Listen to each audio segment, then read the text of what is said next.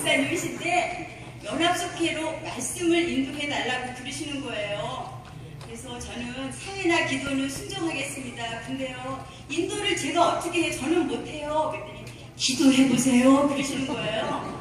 그래서 사실 남편이 이번 주에 휴가예요. 전주에 빨리 교육 가서 10개월 동안 있는데 휴가라서 어디 여행을 가자고 그랬거든요. 근데 목사님이 기도해보니까 오늘 주제가 보니까 순종이에요. 그래서 기도하는데요.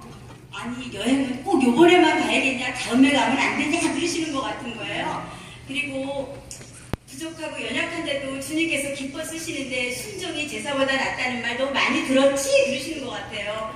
그래서 기도하는데 찬양과 기도는 우리가 하나님께 드리잖아요. 근데 설교 말씀은 목사님이나 하실 수 있는데 내가 어떻게 해? 나는 못할 거야. 그럼 나약한 마음으로 기도하는데 연합속회자니 연합속회, 그러니까 속회 인도자니까 속회 인도하는 마음으로 해보는 마음을 주셔서 순종하고 이 자리에 나왔습니다. 아멘. 저희들은 담임 목사님께서 매주 은혜로운 말씀을 통해서 맛있는 고급 특별 요리를 맛보여 주시고 계세요. 아시죠? 네. 그리고 또 불타는 사랑으로 눈물 흘리시면서 기도해 주시잖아요, 우리 목사님. 그래서 그 눈물로 은혜의 바다에 물이 넘쳐가지고 우리가 마음껏 헤엄치며 편안히 살 수 있는 것 같아서 너무너무 감사를 드립니다. 담임 목사님께서 은혜의 말씀과 간절한 기도로 씨를 뿌려주셔서 우리는 기쁨으로 단을 거두리라 믿습니다. 그런데요, 오늘 제대로 익히지도 못하고 간도 안 맞는 싱거운 음식을 잡수게 할 것 같아서 너무너무 죄송한 거예요. 그래서 기도하는데 맛없는 음식을 먹어봐야 맛있는 음식이 소중한 걸 알지? 그러시는 것 같아요. 그래서 순종하는 마음으로 나왔습니다. 오늘은 빈들의 잔치라는 제목으로 속회 본가 책에 있는 그 말씀을 함께 나누고자 합니다. 어느 전도사님께서 처음으로 서약하는 시골 교회에서 처음 설교를 하셨다고 해요. 오래간만에 부임한 교역자 말씀을 사모하는 시골 어르신들이 여러분처럼 지금 초롱초롱한 눈빛으로 설교 시간 내에 집중을 하고 있었다고 합니다. 근데 전도사님께서 여러분, 예수님께서 말씀을 마치신 후에 떡 5,000개로 5명을 먹이고 12강주리가 남았습니다. 그러시는 거예요. 근데 여기 앞에 있던 할머니가 그건 나도 하겠다 그러시더래요. 아니 전도사님이 얼마나 떨리셨으면 떡 5개가 5,000개를 보였겠어요. 저도 그 심정 이해가 가요. 지금 안 떨리는 지금 조그마니까 떨리는 거 조금밖에 안 보이시죠? 떡 5개로 5,000개로 보인 그 심정이 이해가 갑니다. 속회 때는 저희 5명이 예배를 드려요. 근데 여기 보니까 5,000명이 되시는 것 같아요. 아마 우리 교회도 빠른 시간 내에 5,000명이 부흥되는 역사가 있을 줄 믿습니다. 요즘은 지식이 풍부한 시대고 정보의 홍수 시대입니다. 그리고 인터넷이나 TV 설교, 스마트폰을 통해서 얼마든지 우리가 설교를 들을 수가 있어요. 근데 아는 것이 믿음이 아니라 실천하는 믿음이 살아있는 믿음이라고 저희 많이 들었죠. 하나님의 역사는 순종을 통해서 이루어지고 형통한 삶의 비결은 바로 순종입니다. 그래서 오늘의 주제는 오병이어의 기적은 전적으로 하나님이 행하시고 그 기적은 순종으로 만미합니다는 것입니다. 그럼 오늘 오병이어의 기적이 주는 의미에 대해서 살펴보도록 하겠습니다. 첫째는 예수님은 곤고한 무리를 불쌍히 여기신다고 13절에서 16절 말씀하고 계십니다. 예수님은 주님을 찾아온 가엾은 백성들을 불쌍히 여기며 병자를 고쳐주셨다고 14절에서 말씀하십니다. 예수님이 병자를 고쳐주신 것은 예수님의 영광을 드러내기 위해서가 아니라 가엾은 백성을 불쌍히 여기는 마음에서였습니다. 예수님은 그 누구를 만날 때가 아니었어요. 왜냐하면 예수님으로부터 여자가 낳은 자 중에 가장 큰 자라고 평가를 받았던 사촌 세례 요한이 헤롯에게 죽임을 당했다는 소식을 듣고 조용하고 한적한 곳으로 가서 기도를 하시려고 했거든요. 근데 많은 군중들이 예수님께로 모여들어오는 거예요. 그래도 예수님은 화를 내거나 귀찮아하지 않고 그들을 위해서 병을 고쳐주신 크신 사랑을 베풀었습니다. 예수님은 이렇게 언제나 희생의 삶을 사셨고 자기를 위한 삶이 아니라 남을 위한 삶, 늘 행동으로 보여주신 예수님이셨습니다. 러시아의 그 대문호 톨스토이 아시죠? 그의 단편 중에 황제와 청소부라는 이야기가 있습니다.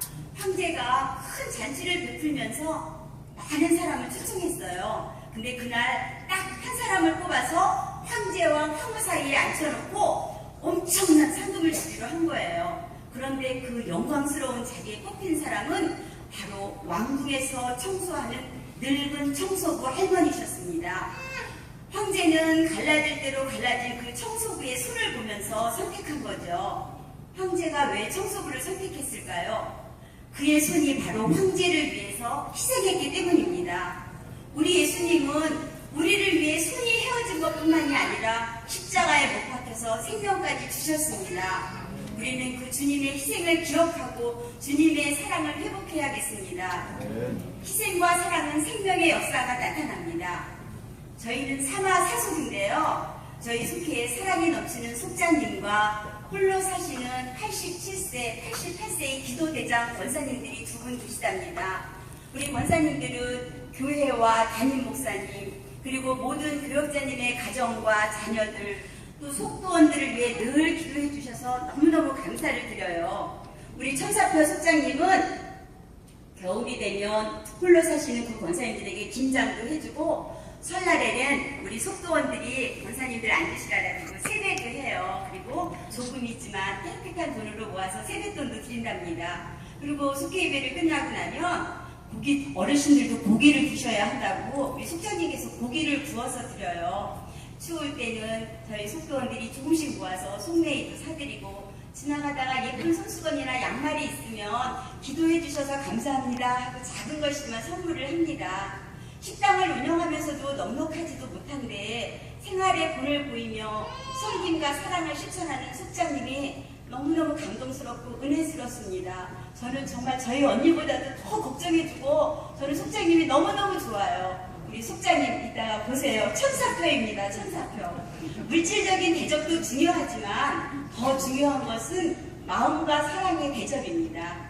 크고 대단한 일은 아니지만 작은 일이라도 묵묵하게 성실하게 희생과 봉사의 삶을 실천하고 계시답니다.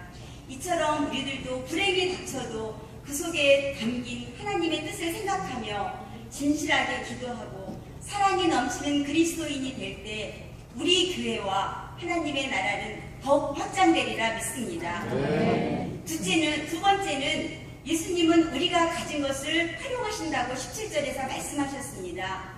많은 군중과 함께 예수님께서 시간이 지나며 저녁이 되었을 때 빈 들판에는 먹을 것이 아무것도 없었습니다. 그때 제자들에게 그 무리를 그냥 보내지 말고 너희가 먹을 것을 주라고 말씀하셨습니다. 예수님은 우리가 가지고 있는 것을 활용하게 되는 것이죠. 근데 제자들이 마련할 수 있는 것은 보리떡 5개와 물고기 2마리 뿐이었습니다. 예수님은 그들이 가진 것으로 기적을 행하시고 무리를 먹이셨습니다. 예수님은 언제나 우리가 가진 것을 사용하시기를 원합니다. 하나님은 모세에게 사명을 주실 때도 모세는 자신의 부족함을 내세워 망설일 때 모세에게 내 손에 있는 것이 무엇이냐 물으시면서 지팡이를 내고 있는 모세에게 너는 이 지팡이를 손에 잡고 이것으로 기적을 행할지니라 하고 말씀하셨습니다. 우리는 흔히 없는 것을 가지고 무언가 생기면 섬기겠다는 생각을 합니다. 그러나 이것은 잘못된 생각입니다. 우리가 가지고 있는 것이 비록 작을지라도 그것을 활용할 때 하나님은 기적적으로 역사하십니다.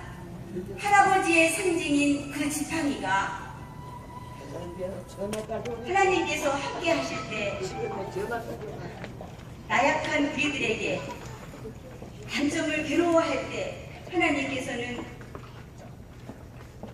그 지팡이를 들었을 때 물이 피로 변하고 홍해가 갈라지고 바위가 친히 물이 솟기도 하는 역사를 나타내셨습니다. 지팡이는 나약함의 상징이 아닙니다. 하나님의 본능으로 나타나는 상징이 되었습니다. 하나님은 모세의 단점을 단순히 장점으로 삼으신 것이 아니라 장점을 뛰어넘는 위대한 일을 감당하셨습니다. 우리도 살다 보면 지팡이를 들어야 할 만큼 나약해질 때도 있고 나의 단점으로 괴로워할 때도 있습니다. 그러나 하나님이 함께 하시면 약함이 없습니다. 이 세상에 약함이 없는 사람이 어디 있겠습니까? 그러나 그 약점을 노력의 힘으로 사용한다면 좋은 방법이라 생각합니다. 가난하다면 아껴 쓰고 모으는 마음으로 대처하고, 저처럼 키가 작다면 멋지고 단찬 모습으로 보충하고, 배움이 약하거든 노력으로 얻은 교양과 재치로 극복하고, 가문이 열쇠라면 강한 믿음으로 신뢰를 얻으면 됩니다. 얼굴이 좀 못생겼다면 상냥함과 친절함으로 감싸고, 성격상의 약점은 부지런함과 진실로 포용한다면 우리는 새 힘을 얻게 될 것입니다. 연습은 못하는 것도 잘하게 하고, 능력은 약한 것도 강하게 합니다. 운전면허를 딸 때도 연습이 필요하듯이, 또한 우리는 사진 한 장을 찍을 때도 김치 하면서 웃는 연습을 하잖아요. 사랑, 기쁨, 슬픔도 우리가 함께 나누는 연습을 할 때 바로 행복을 만들어가는 과정이라고 생각합니다.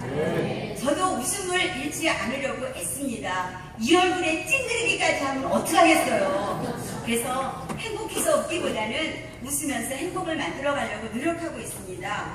저는 결혼 전에 직장 생활을 하면서 교회에서 성가대와 교사로 봉사하며 신앙생활을 했습니다. 그런데 우리 이모님의 소개로 남편을 만나게 되었어요. 착하고 좋은데 예수님을 안 믿는 거예요.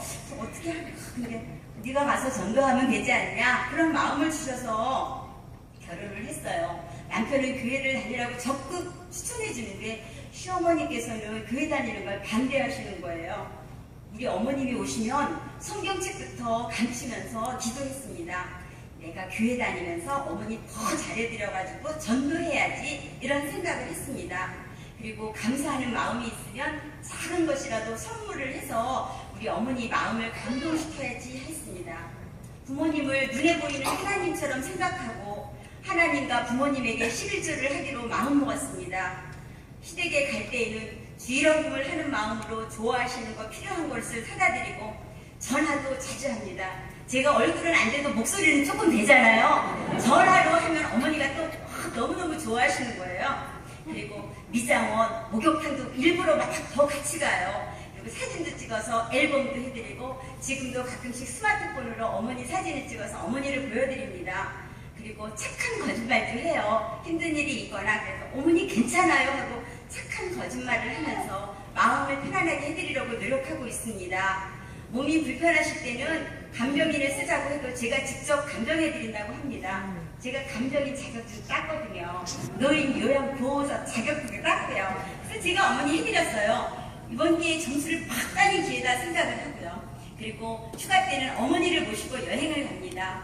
명절 때, 생신 때면 어머니의 형제분들, 이모님, 당숙부님 석권해가지고 찾아가서 작은아마 선물을 하고 카드를 쓰고, 남편 생일 때도 어머니 이렇게 우리 남편 이 더운데 낳아주셔서 잘 길러주셔서 행복하게 살게 해주셔서 너무 감사하다고 편지와 자그마한 용돈과 음식을 해서 이렇게 대접을 합니다.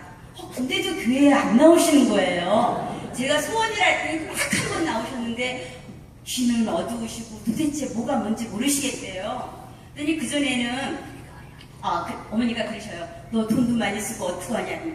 저희 교회 목사님께서 그러시는데요. 부모님은 살아계실 때 효도하고 순종하고 아낌없이 막 공경을 잘해드려야 된다고 저희 목사님이 그러세요.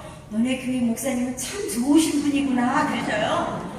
그리고 믿지 않는 사람에게는 제가 밝은 웃음과 밝은 표정이 전도지가 되고, 기도하면서 우리 가정에서 행복한 모습으로 사랑을 실천한다면 믿지 않는 사람에겐 이게 설교 말씀이다 생각을 하였습니다. 지금은 주일날, 토요일날 갔다 와도 주일날 어머니 교회에 가야 되는데 그럼 어서 가라 어서 가 막 이러시는 거예요. 그래서 어머니 저 천국에 어머니랑 같이 가고 싶어요.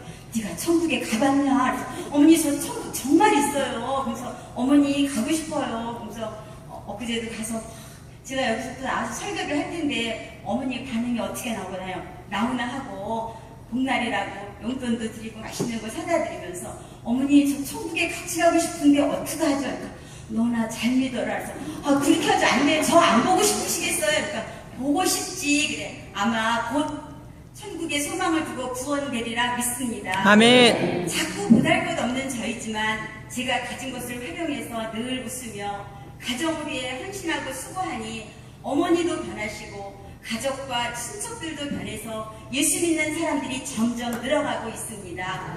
모든 일을 주관하시는 하나님께 감사를 드립니다. 우리 입술의 30초가 가슴의 30년이 된다는 말이 있죠. 하나님의 축복은 입술을 타고 들어옵니다. 우리가 회개하고 고백하고 찬양하고 전도하고 기도하는 모든 것들이 입술을 통해 이루어집니다. 우리들은 선량한 말, 정직한 말, 꼭 필요한 말, 사랑의 말, 다정다감한 말, 따뜻한 말로 좋은 결과를 가져오게 된다는 것을 우리는 삶 속에서 체험하게 됩니다. 우리 안에 성령의 인도하심 속에 그리스도의 성품을 닮아 진실한 언어로 행복하고 감사한 우리들의 삶이 되시길 바랍니다. 작고 보잘것없지만 저는 이 소리가 왜 이렇게 좋은지 몰라요. 제가 작고 보잘것 없어서 그런가 봐요. 작고 보잘것없지만 하나님께서는 나의 없는 것을 일하는 것이 아니라 연약해도 나에게 있는 것을 사용하시어 하나님의 도구가 되어주심에 감사를 드립니다. 셋째는 작은 것도 예수님 손에 들리면 기적이 일어난다는 것입니다. 제자들이 가지고 있던 것이 보리떡 5개와 물고기 2마리였거든요. 보리떡은 아주 가난한 사람들이 먹는 초라한 음식이고 물고기는 소금에 절인 아주 작은 물고기였습니다. 근데 한 소년이 드린 초라한 것이지만 그게 모두 전부였습니다. 예수님은 작은 것을 가지고도 얼마든지 큰 일을 하실 수 있습니다. 주님은 그것을 무시하지 않고 기쁘게 받으시고 하늘을 우러러 축사하셨습니다. 축사는 감사입니다. 그리고 떡을 떼어 무리에게 나누어 주셨는데 5,000명이 넘는 사람이 배불리 먹고 남았다고 성경은 기록하고 있습니다.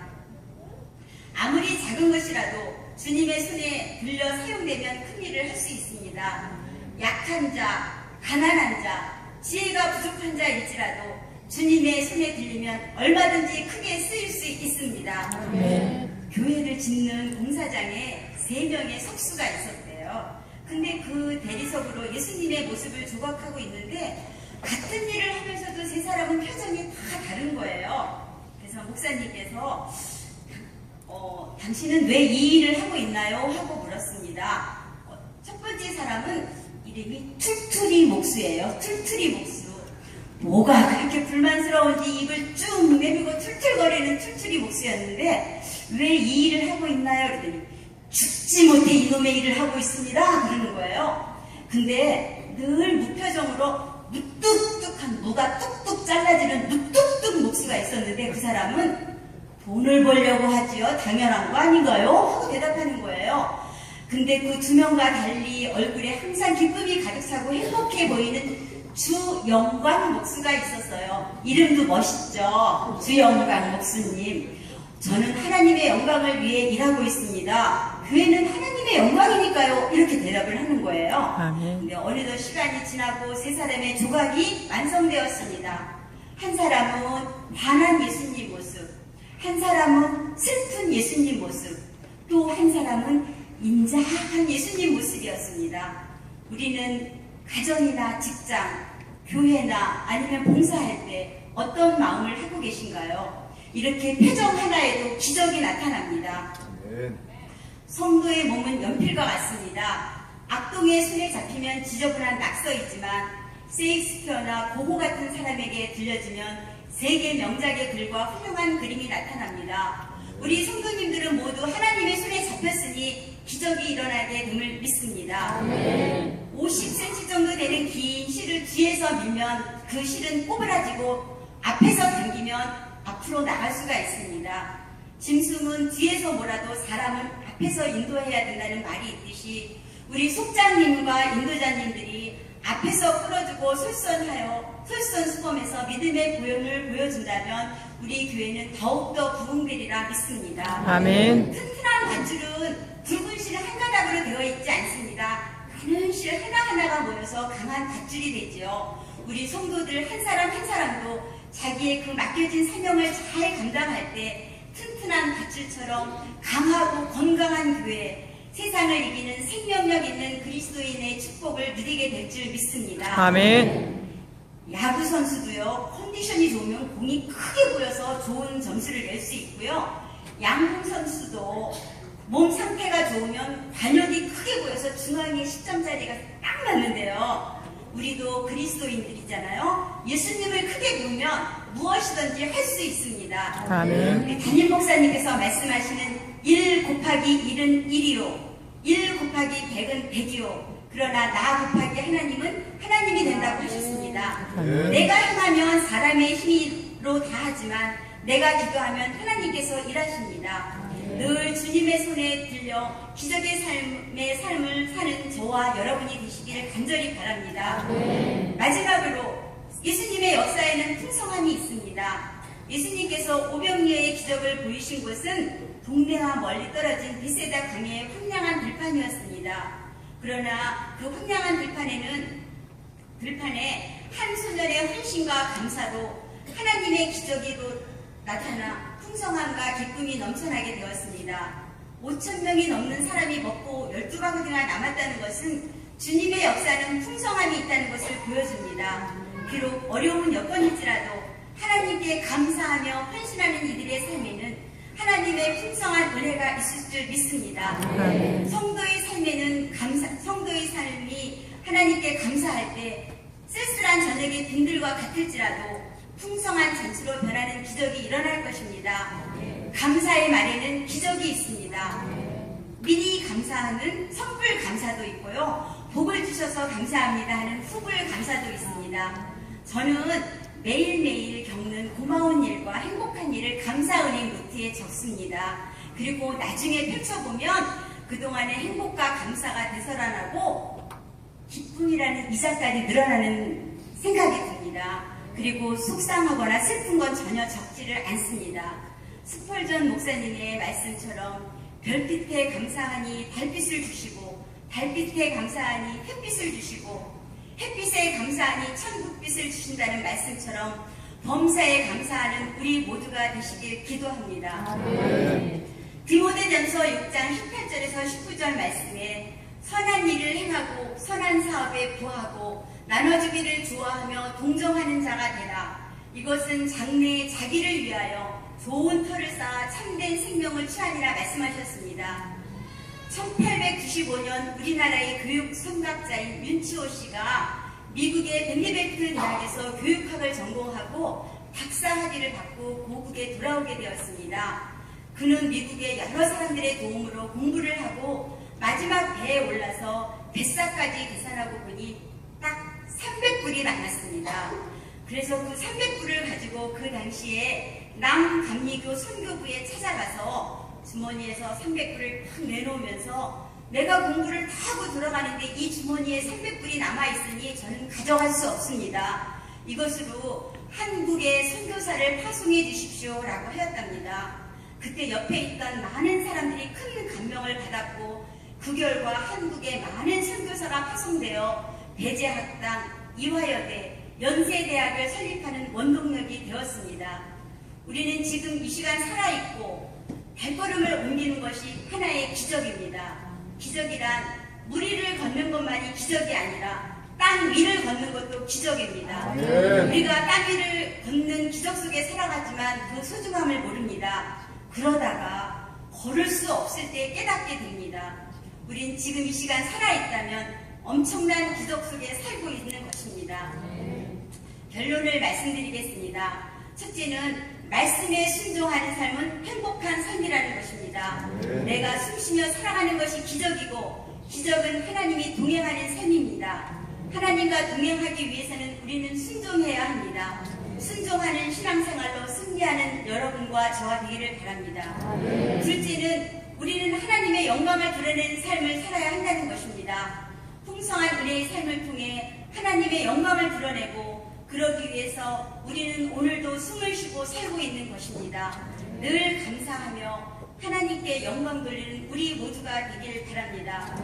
저는 이번 기회를 통하여 기도와 말씀 묵상에 게을리 했음을 회개하며 더욱 기도하고 말씀에 순종하며 풍성한 은혜의 삶으로 하나님께 영광 드려야겠다고 결단하는 시간이 되었습니다. 다 같이 기도하시겠습니다.